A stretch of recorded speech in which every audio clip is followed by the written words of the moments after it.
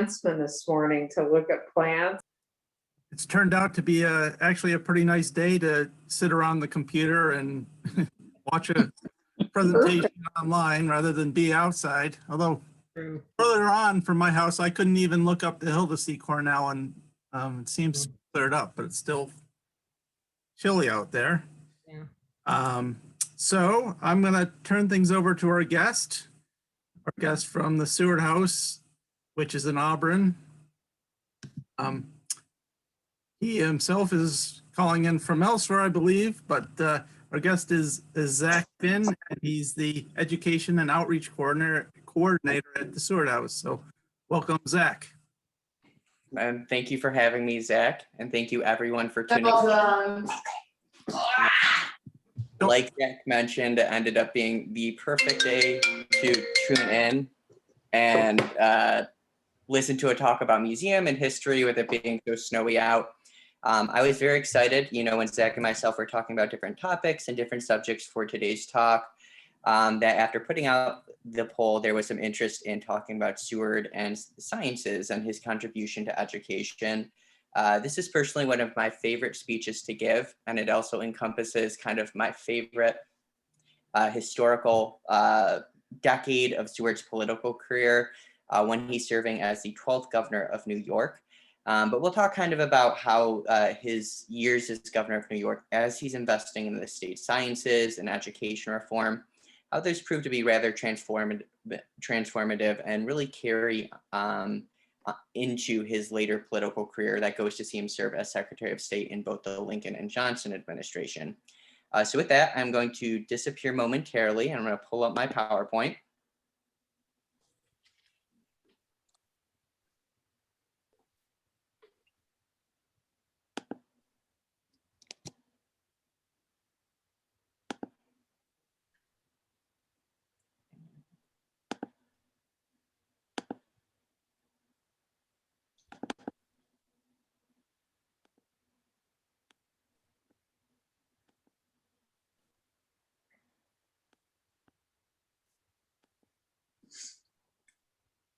And if I did that correctly, everyone should be seeing a giant blue screen right now that reads Grounds of Expansion, the Seward Surveys of New York's Natural History. Zach, did that come up all right? Yep, got it.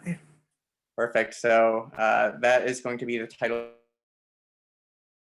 So Zach, I'm the Education and Outreach Coordinator at the Seward House Museum in Auburn, New York. And just before we start talking about what the Seward Surveys are, and the role that they go on to play in New York's natural history and kind of our understanding of it even to the 21st century. For anyone who hasn't had a chance to visit the Seward House Museum, there you can see it in all its winter splendor. It almost looks like it does today, although we've got it decorated for the holiday season in this picture. Our mission as an organization is to inspire curiosity and foster learning about 19th century America through the lens of William H. Seward, as well as the Seward family, by providing engaging and unique experiences, and of course, preserving, protecting, and caring for the collection and sustaining the historical landscape. And luckily for us at the museum, the Seward family makes it very easy to inspire curiosity and foster learning about the 19th century, because after the 4 generations of the family call this house their home, they end up leaving it to the Emerson Foundation to eventually become a museum. And because of that quick turnaround from private estate to a historical museum, a historic house, we have an almost 99% original collection to the Seward family. So when you go on tour of the house, you're looking at the furniture that the family sat in. When you enter the library, you look at over 2,000 books that Seward, the family, his wife Frances, turned to shape their understanding of this turbulent 19th century. Really a unique collection that lends to our storytelling. And it's a rather expansive story that we have to tell on our general hour-long tour. Of course, we have to talk about Seward's political career that spans 4 decades, 4 political offices, actually outlives 2 political parties. We talk about his wife, Frances, who is going to be peripherally involved in the women's rights movement, close friends with Elizabeth Cady Stanton, Martha Coffin Wright, Harriet Tubman, and also Frances's involvement in using this house as a stop on the Underground Railroad during the 1850s. We've got the family dynamic. We've got the social and economic and state history that we have to cover. there's a lot of history that we have to unpack during our hour-long tour. But one of the themes that we really like to explore, and which I hope will come to light throughout this talk, is that both Seward, Francis, and rather the family as a whole were really invested in making education more accessible. And Seward himself was very much invested in the sciences of New York State. And he, well, certainly is not the only mover or shaker involved in establishing the scientific community of the 19th century. He's going to play a fairly large role, which we'll be looking at today. But from this very, kind of micro view of the Seward House and who we are, we're going to drop it back a little bit and frame, what New York looks like today, and try and, see the landscape as it is. So New York State, of course, in 2017, produced over $5.75 billion through the agriculture sector. According to the USDA in 2017, there were over 33,000 farms and over 6 million acres in agricultural production. Farms alone employed over 55,000 people and created more than 200,000 jobs. And I like including this slide in here because sometimes we give talks to people who might be unfamiliar with New York's agricultural,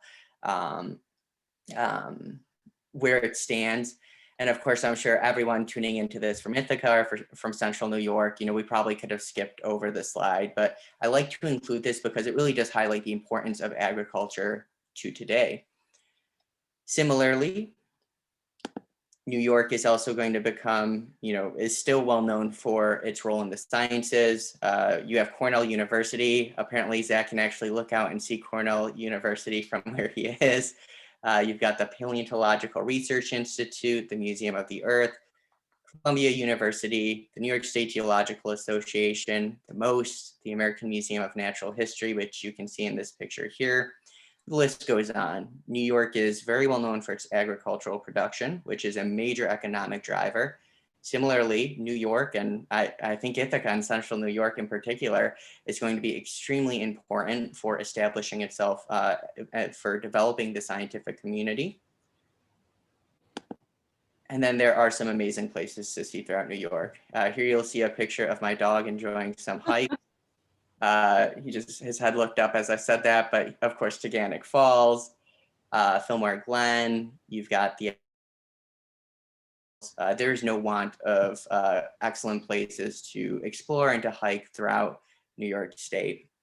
And I wanted to include all this just because as we dive back to the 19th century, I think sometimes it's difficult from the 21st century to remember that, this ease of access to, agriculture, science, places to hike and visit, that is something that it doesn't necessarily develop overnight. It's something that's planned out and that we'll be able to trace the historical roots of throughout our talk today. And here you can see my little thesis, my roundup that New York has developed an important scientific and agricultural community and contains unique and interesting natural sites as well.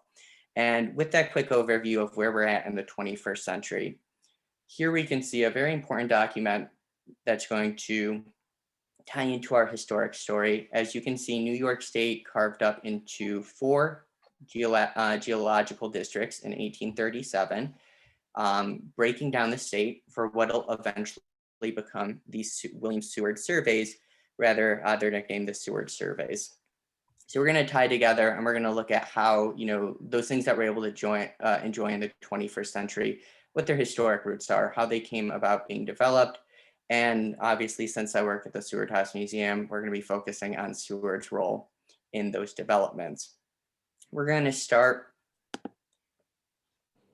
with a quote from the man himself. Nature has written her own annals on the globe we inhabit. And Seward writes this in 1842. This is as the end of his second term as governor of New York is coming to a close. And he's doing a lot of reflecting about what he had been a part of serving as the 12th governor of New York State. And as we'll see in the final sessions he has, as he's talking to the New York State Assembly, as he's kind of, again, kind of recapturing, what he had been involved in, a lot of his quotes are going to be revolving around the geology of the state.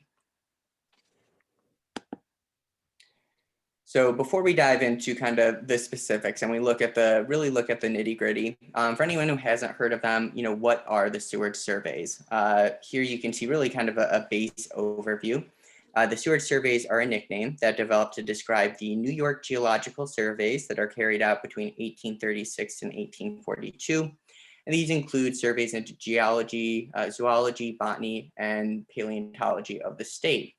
These are a massive undertaking. There are going to be several scientists, field workers employed to go to those 4 separate regions and to study all of these fields to, again, develop an understanding of the natural history of the state. Now, it is important to note that although Seward's name ends up being associated with these surveys, they actually began popularity and come to fruition during the time of his predecessor, the 11th governor, William Marcy, but supported the legislation created to develop these surveys. But again, they become nicknamed the Seward surveys because of his rather fervent support. Essentially and initially, the field workers would compile annual reports on their findings to present to the assembly, all kind of layered through that bureaucracy of state government. And eventually, this information goes on to be published in 30 volumes. Which are really just a crucial historical document when you're looking at this time. And here you can see a quote regarding these surveys by historian Samuel Resnick. So, in short, the surveys scientists are going all throughout New York State.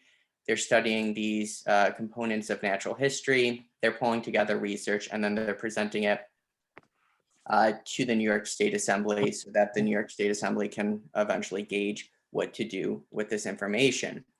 But as I mentioned, it's Seward's involvement that earns them the nickname, the Seward surveys, because although he doesn't start them, again, he inherits it from his predecessor, William Marcy. Seward really runs with this program and finds himself being involved. And just before we turn to the next slide, a little bit into the political history that leads to Seward becoming governor of New York State. He begins his career in 1830 as a New York State senator, begins planning on an upward political trajectory. He runs to become governor in 1834, performs horribly. He even loses his own Cuyahoga County, so it's an embarrassing defeat. But then in 1837, there's a statewide financial panic, a national-wide panic, but it really hits New York State particularly bad. And you see this moment where kind of the political field of New York State begins to shift. Seward runs again in 1838 against William Marcy, and Marcy is going to be the last governor of the Albany Regency, which is a Jacksonian-aligned political machine favoring small government. Seward runs against him in 1838 and says that his political reform, William Marcy's, had led and kind of expanded the financial panic. And as such, Seward was targeting this moment as a chance to see himself elected as governor, which proves the case. He is elected as the first Whig governor of New York State. Again, this is all but ends the Albany Regency, and Seward steps into the position. And during his inaugural address, Seward really calls for some broad sweeping reforms across the state.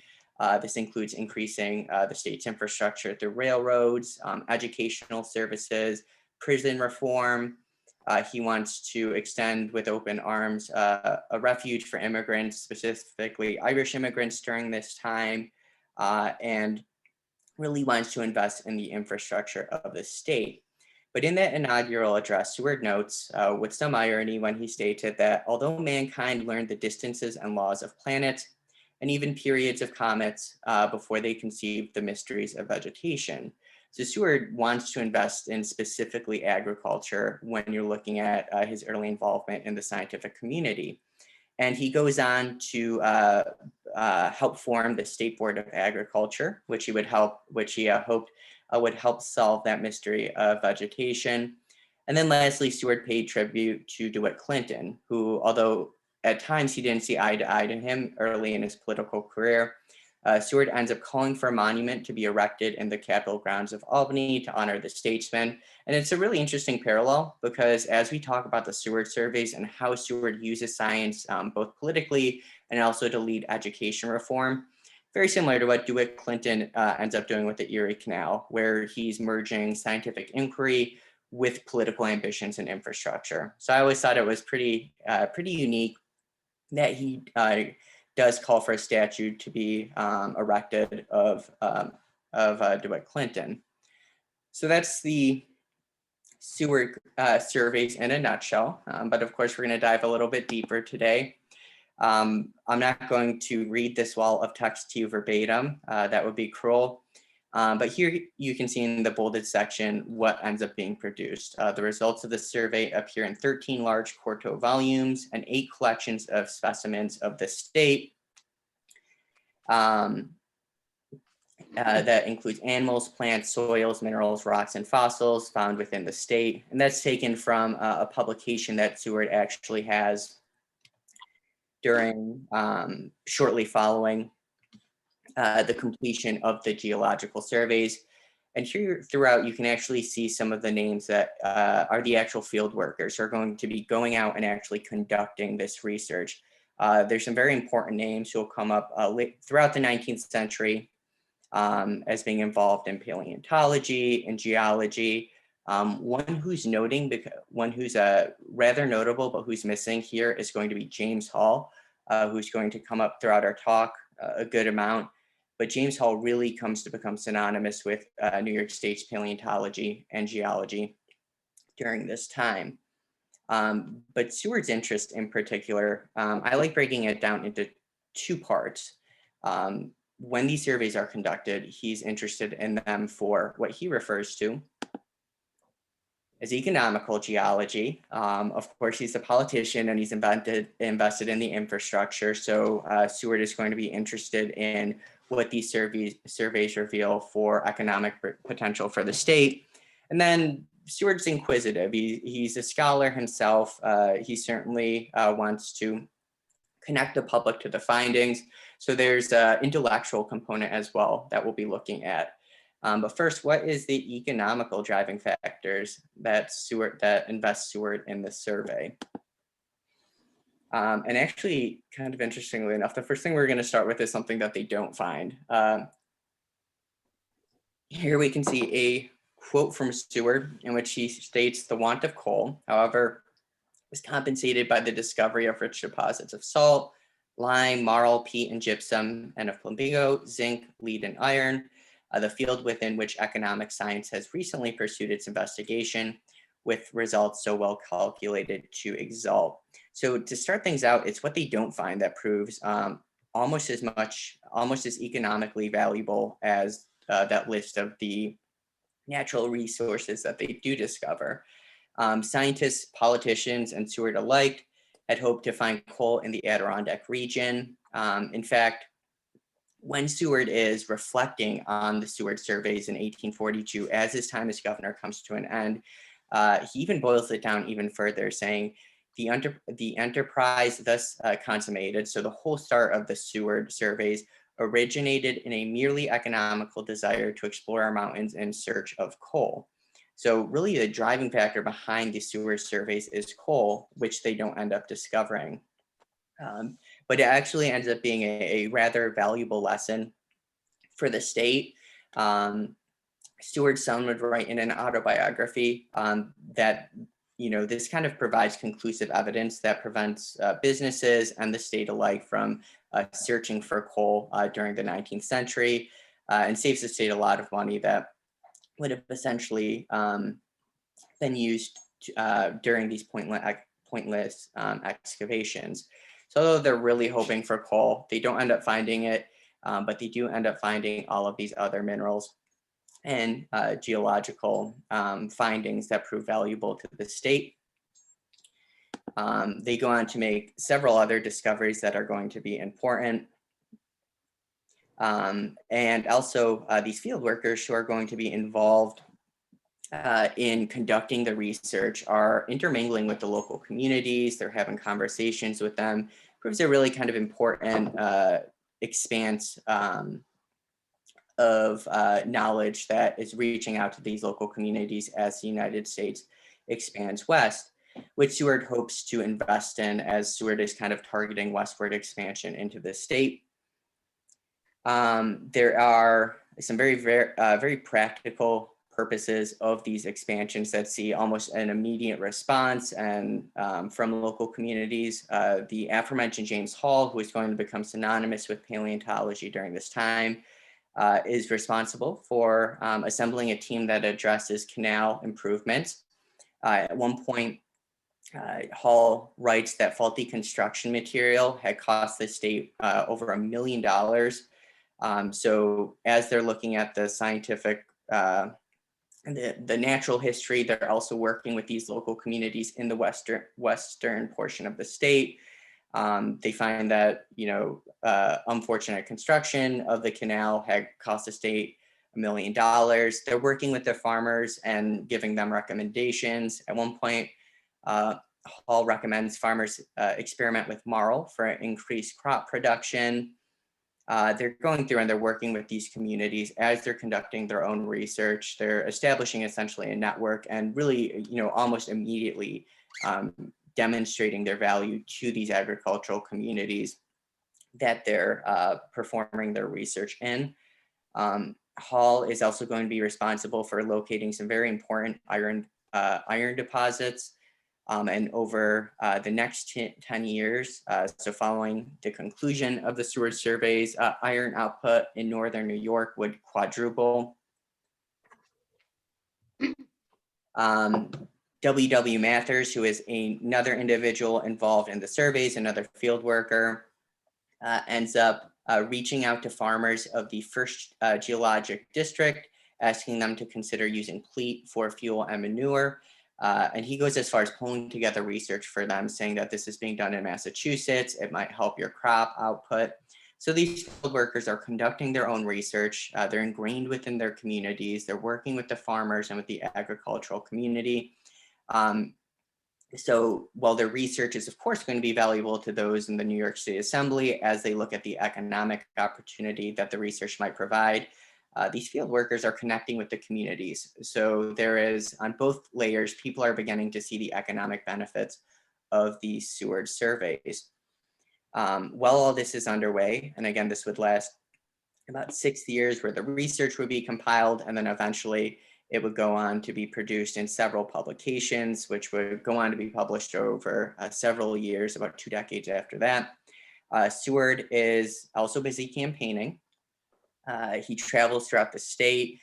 As governor of New York, there's this expectation that you would visit pretty much every community, every region to stump. It's very costly. In fact, after the end of Seward's second term as governor, he returns to Auburn $200,000 in debt due to all the travel, due to the mansion he's renting, due to the expensive entertaining that he does as governor. So very costly. But throughout his career, Seward is constantly traveling throughout New York, including visiting northern New York to learn about the resources, the land, and see the economic potential that the region has.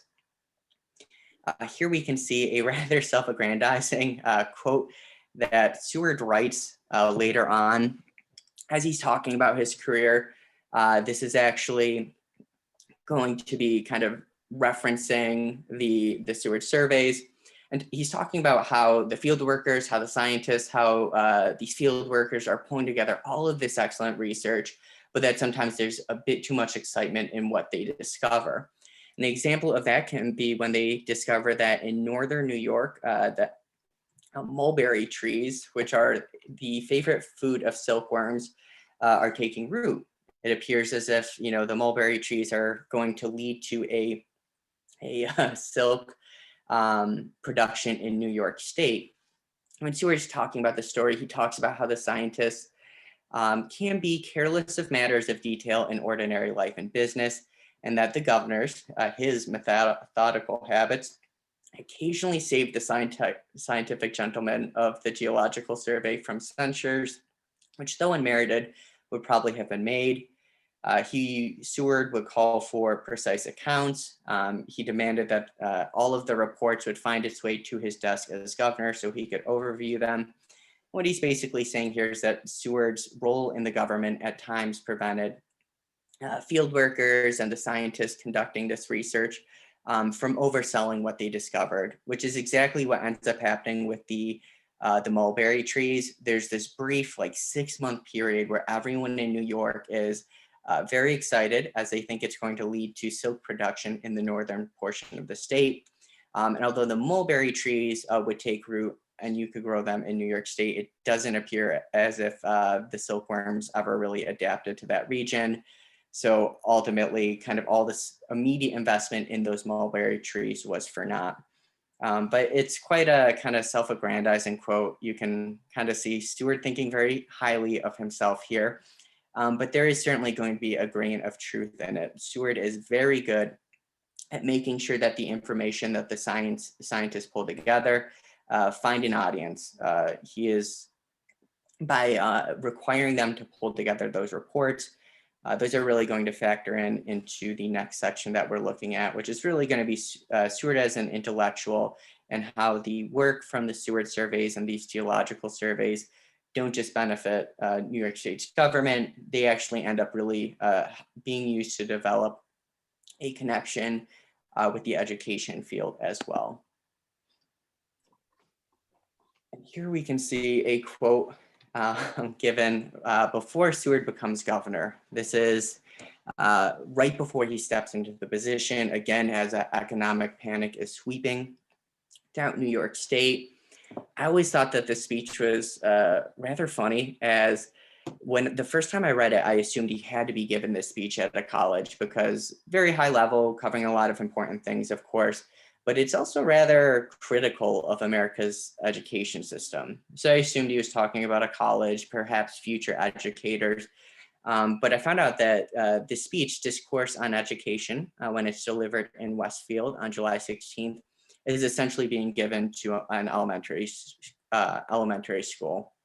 And you can see the quote right here, where Seward writes that the truth may be fairly stated thus, that in the science of government and laws, and in eloquence, our statesmen and jurists are equal to any of their contemporaries. In other departments, and especially those of pure science and in varied literature of the age, as well as fine arts, our scholars are inferior to those of Europe. And the whole speech is basically Seward going on for what ends up being about 20 printed pages comparing the education systems of Europe and America.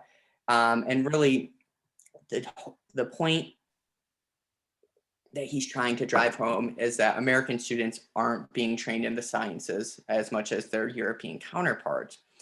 And Seward at this point had served as a New York State senator, so he does have some political clout.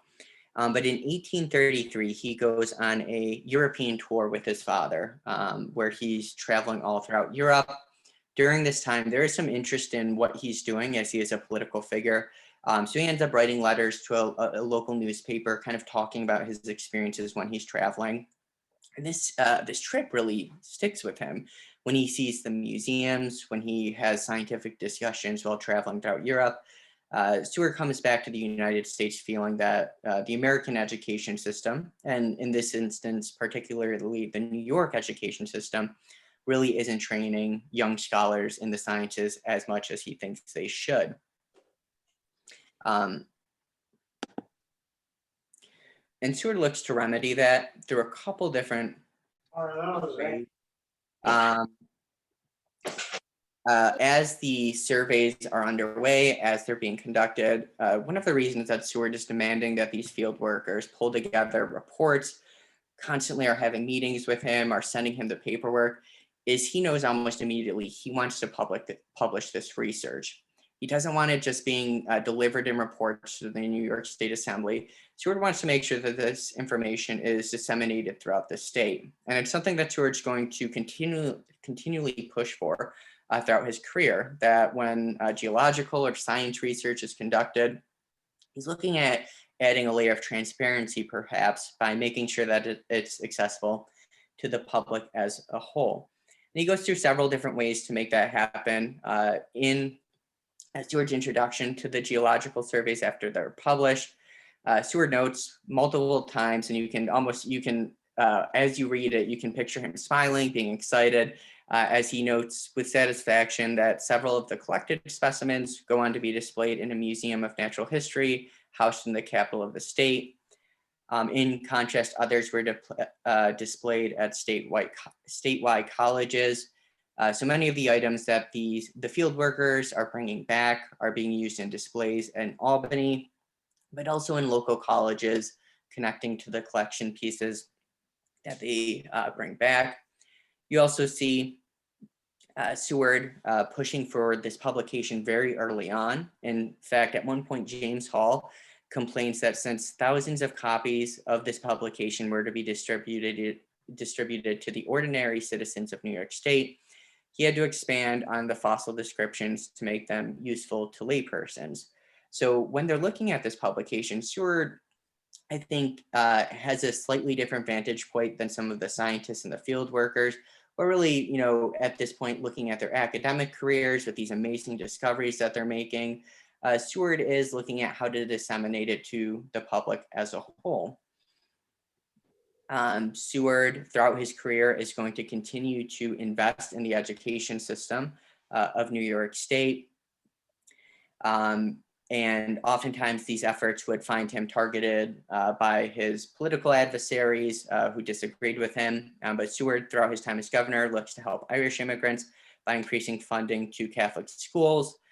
This earns him the scorn of nativists. At the same time that Seward is looking to support school funding and eventually establish a public library.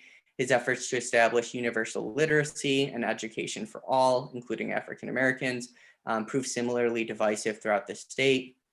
Still, although Seward was fighting an uphill battle when he's looking at education reform, he does have some impressive successes, including the eventual creation and state funding of a series of over 200 books dedicated essentially to creating a statewide curriculum. And you can see 2 of those 200 books in this PowerPoint here. So this comes to be referred to as the school district library. Seward develops and supports the funding of the school district library. Once it's completed, once these 200 books are selected and accumulated together, they go on to be donated to the 11,000 school districts in operation at the state at this time. Again, kind of creates a statewide curriculum. These school libraries included primarily American authors and copies of subjects which include history, biography. There was a good amount of travel in that as well.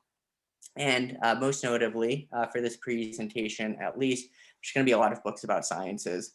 As Seward is pulling together this curriculum, this collection of books that he hopes that every school in operation is going to have access to, he makes sure to include that there are scientific books, including number 86, which is going to be Elements of Geology for Popular Use.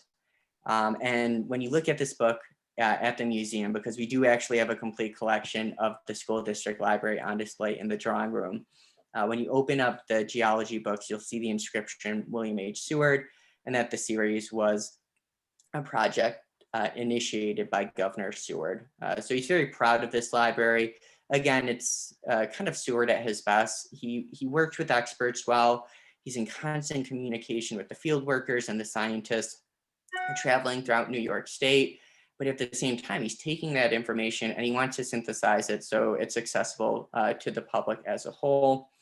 It's been described almost as like a scientific trickle down. Seward really wants to make sure that the information that's compiled doesn't just end up being used in the ivory tower, but that the average New Yorker had access to it during this time. And he does that through the school district library, which includes scientific titles, which includes that book about geology, but also the publication once the Seward surveys is complete. Seward really goes out of his way to make sure that all of the research that's compiled during this time proves accessible and is able to benefit the state as a whole. Again, I won't read this to you verbatim. I'm not that cruel. But here's where you start to see Seward's time as governor come to a halt.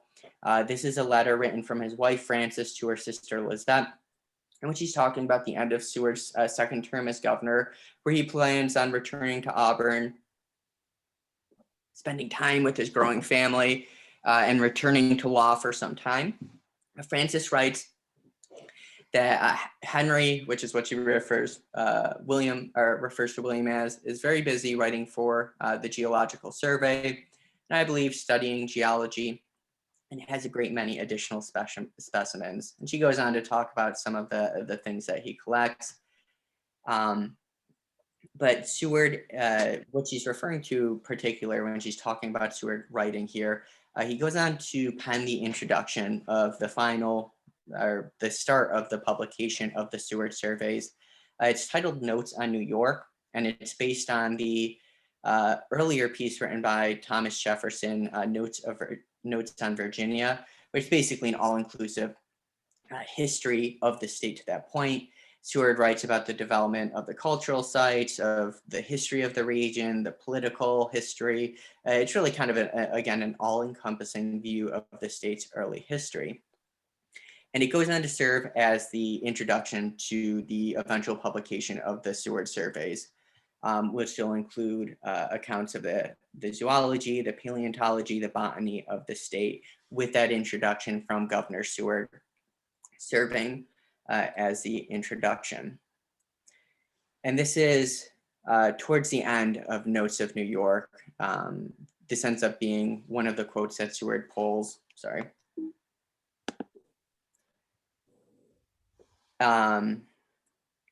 I've jumped ahead a little bit. This is him talking about that final publication, in which he writes that the final report of the geologists will be submitted at the next session of the legislature, and in so much it will exhibit a full view of zoology, botany, mineralogy, and geology of the state of New York, and it will be a nobler tribute to science than any which has yet been offered in our country.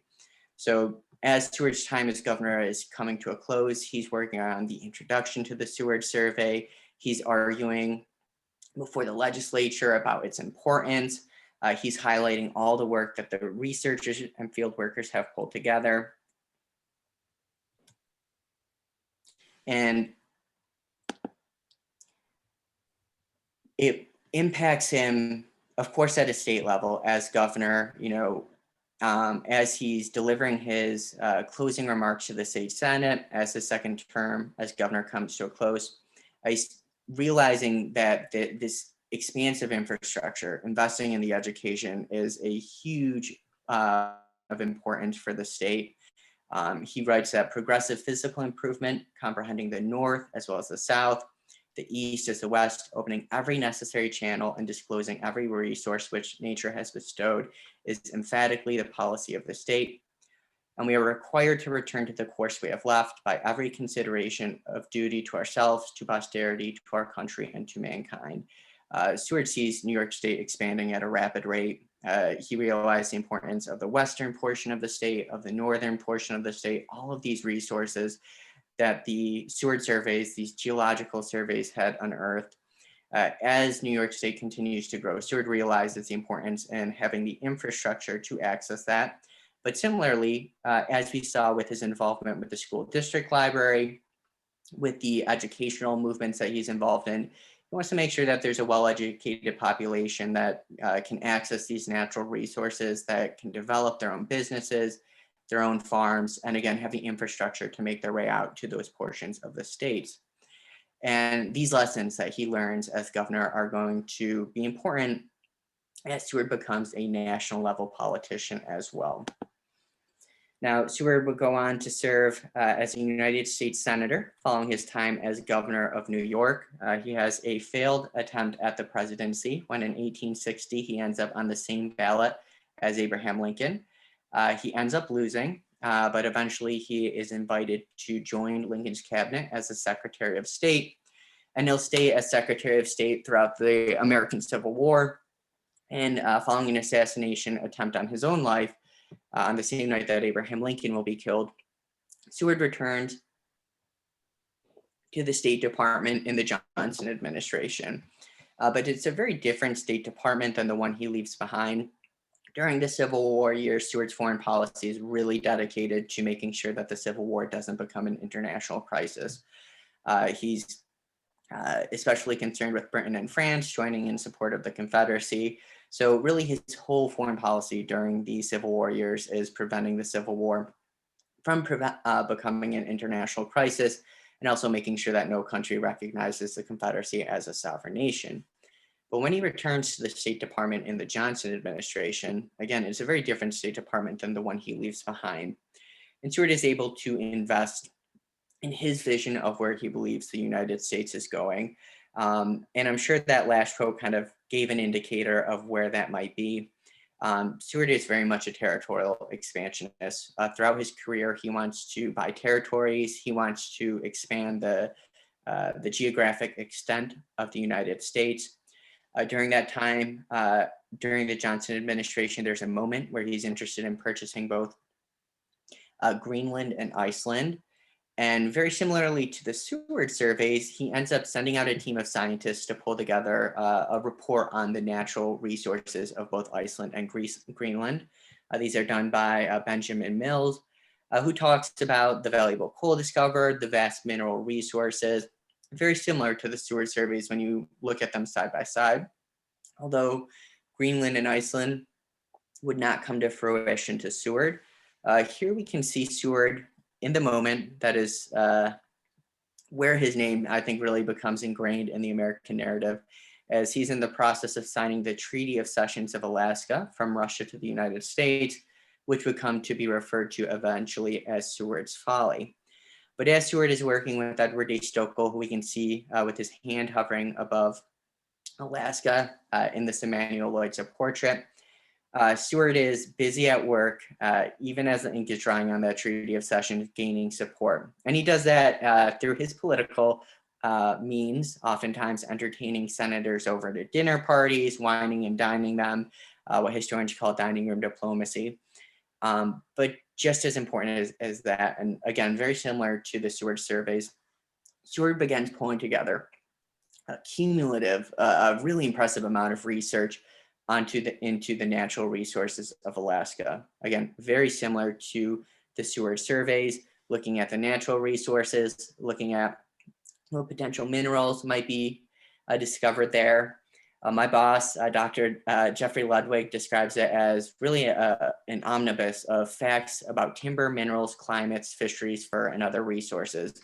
And he's not just using it to convince Charles Sumner and the Senate to support the Treaty of Alaska. These pamphlets are widely distributed throughout the United States. Again, kind of hearkening back to the way that Seward used the research taken from the Seward surveys, made sure that it was accessible to anyone who was reading it.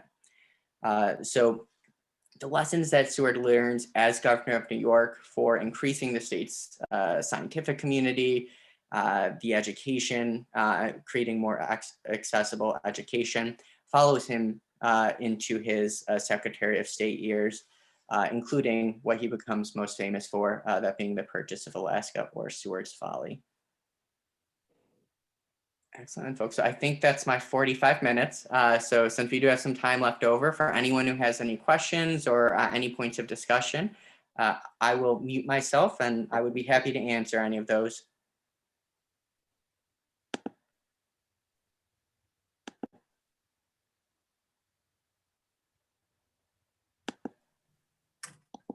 Actually, I'm curious about the silk, because I heard at one point there were actually silk factories in both Auburn and Trumansburg, New York.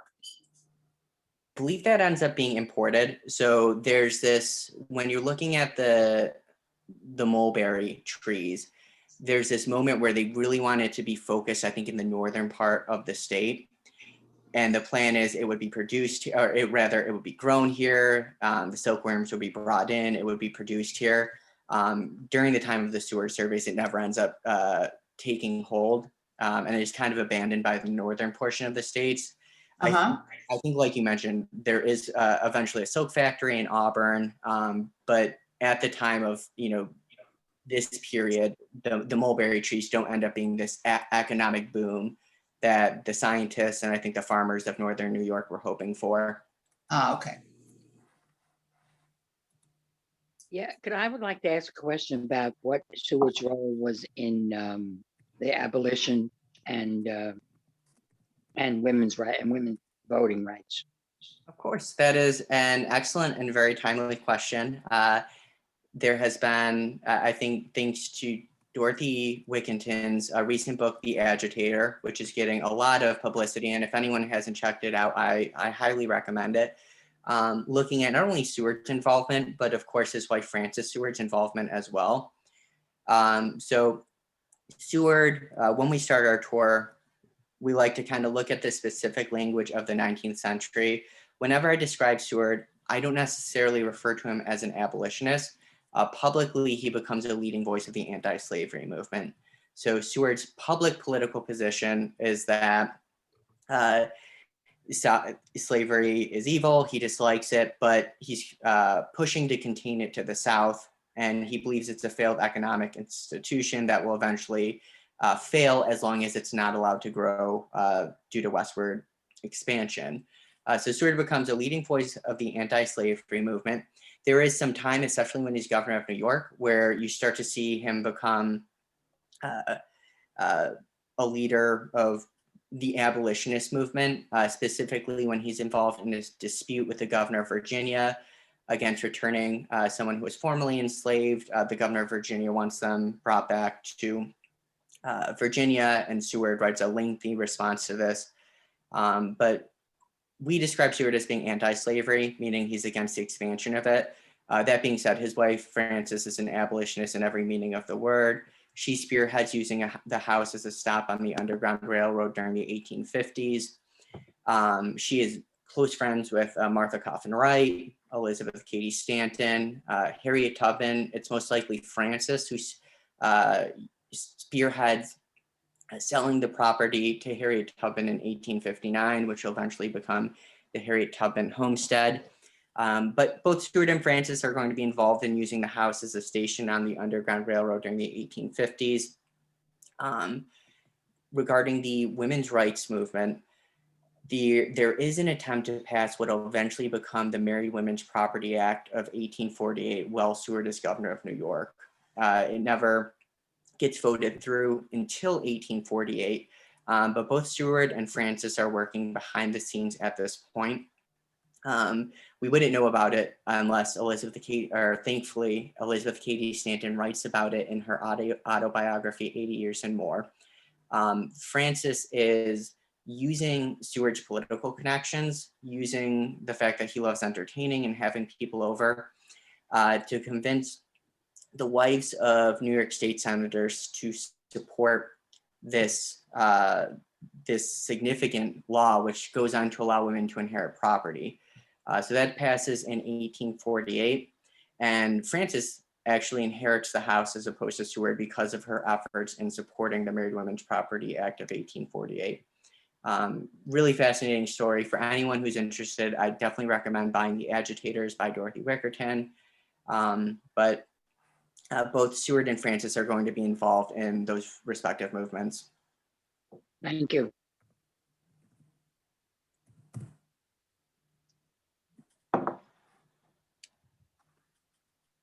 Tell me a little bit about Seward's educational background. I mean, men of this era were sort of considered Renaissance men and covered, had studied a lot of different sciences and architecture and stuff. Was he that type of a person? Absolutely. So he graduates from Union College, top of his class. He spends a year reading law in Goshen and Manhattan. A Renaissance man is the perfect way to describe him. He was well read in science. He was well read in history and politics. The very existence of the library and the Seward House Museum really speaks to that. We have a whole breadth of topics that are included that are books that are actually accessed and engaged by Seward. Luckily for us, he's an engaged reader. Both he and Frances, when we open those books for in-house research or if there's a research request, oftentimes there's notes in the margins. There's sections that are underlined. In certain books, they'll pen almost what looks like essays on the back sheet. They're engaged writers that are turning to these books to really shape their understanding of the 19th century.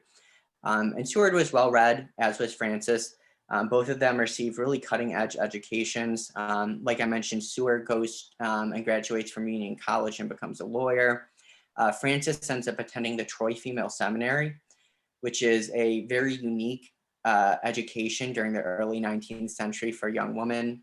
The Troy Female Seminary was operating as a normal school, so training young women to become teachers, but they were also training them in math and science, which was very unique during this time. And this cutting edge education sticks with Frances and her sister Lizette for the rest of their lives. So both Seward and Francis are going to be extremely well schooled, extremely well read. And we like to argue that they put that education to really good use trying to improve life in the 19th century.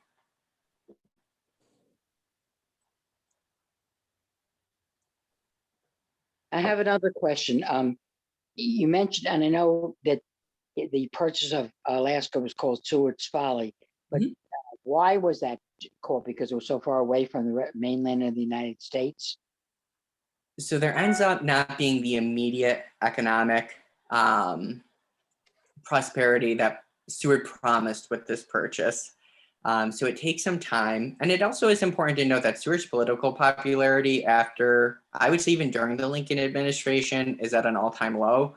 Oftentimes Seward kind of serves as the scapegoat during the Lincoln administration. And then when he steps into the Johnson administration, again, his public popularity just begins to decline.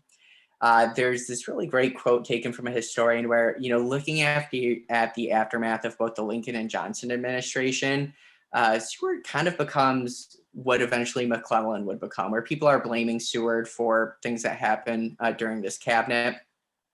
But it ends up being ridiculed as Seward's Folly, as well as Johnson's Polar Bear Farm and Seward's Icebox, just because there's not that immediate economic kickback when Alaska is purchased.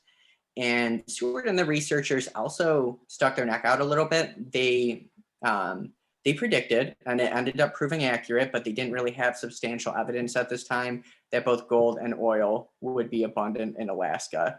So when that isn't immediately discovered, Seward's political legacy begins to take a dip. They're ridiculing the $7.2 million purchase.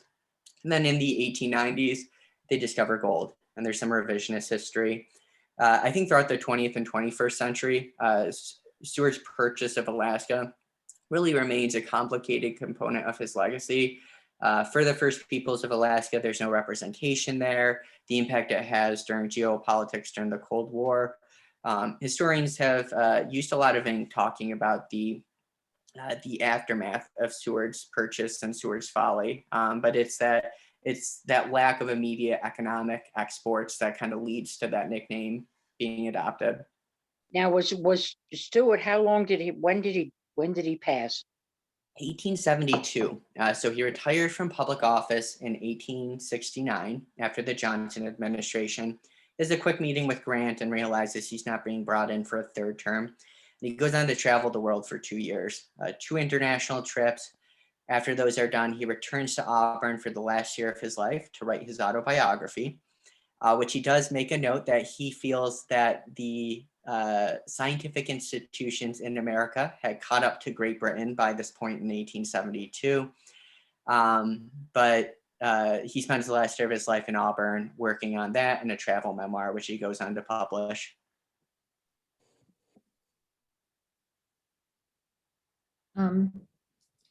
Seward's political career seems to have spanned the period when America was moving from handicraft manufacture to mechanized manufacture. And I'm trying to sort of get a handle on his emphasis on agriculture, which was still, I assume, the major form that most people, economic field in which most people were functioning. But at the same time, and I could see where the minerals, when you're talking about coal, start looking towards mechanization. And even you said that he was economically against the system of slavery because it was inefficient, which again would sort of coordinate with the growth of mechanization. Does he have a clear view of this change from if not from agriculture, at least from handicraft manufacture to mechanization? And how does he see these surveys as maybe connected with all of that? That is an excellent question. And when you look at Seward's political legacy, I think at the first point that you made, it is so expansive, spanning 4 decades, the American Civil War, the 1850s, this turbulent decade of political violence. Seward, as a historical figure, I think, he was trying to copy, not or mimic Thomas Jefferson's notes on Virginia.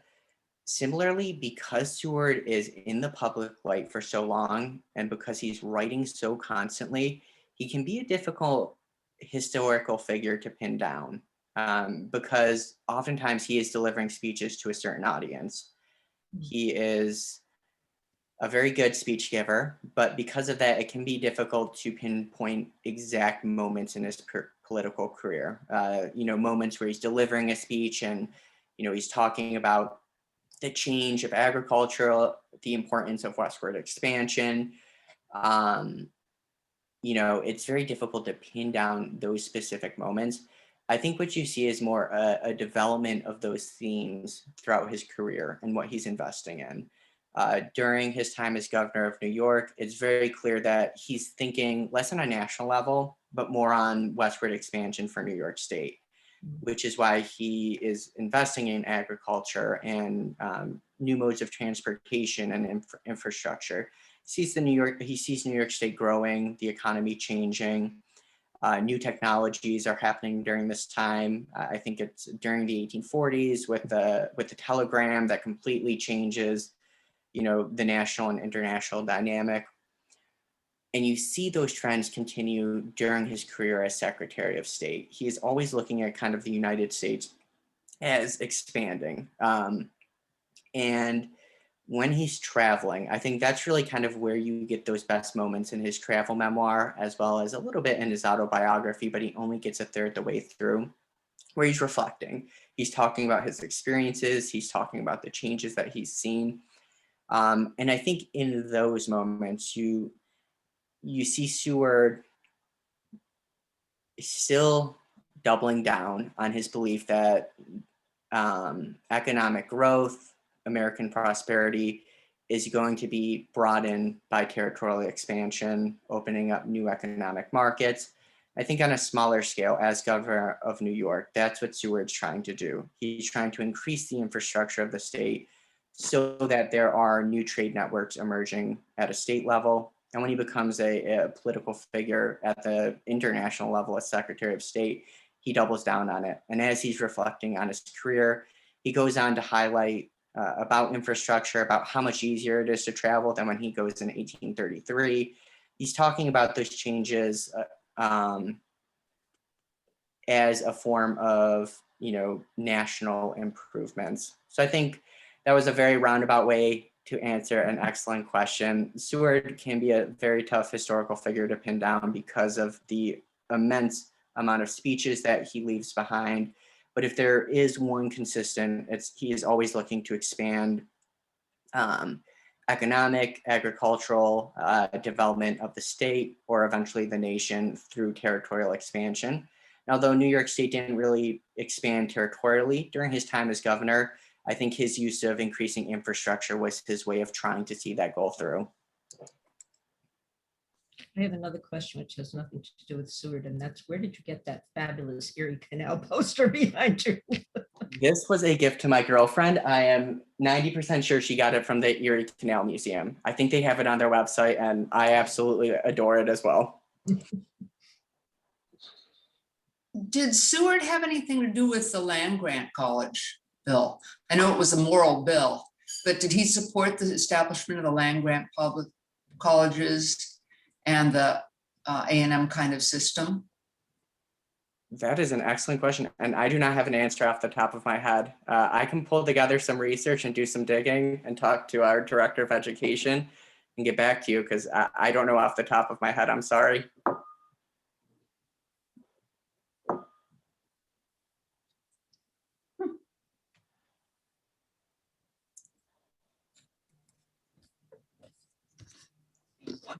Anything more from anyone?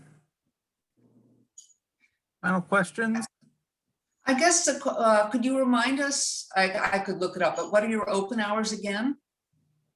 Have you reopened? Yep, so we have reopened to a very limited capacity. So Tuesday through Saturday, we have tours running at 10 o'clock, 12 o'clock, 2 o'clock, and 4 o'clock. Those are through pre-reservation, which you can do on our website. Okay. We are keeping the tours to, I think 6 is the maximum at the moment. Great, thank you. Thank you. Well, thank you, Zach. I appreciate your time and your presentation. Interesting stuff. I don't know when we'll be able to get up and visit you in person, but hopefully it won't be too long. I'd like to get to the Seward House and some of the historic sites in Auburn. So I guess we'll wind this up with a final appreciation for your time, and hopefully we'll catch most of the rest of you on Friday for the breakfast, 10 a.m. Yes, thanks to both Zachs. Thank you. Thank you. Thank you very much. Yes, thank you very much. Very Very interesting. informative. Thank you.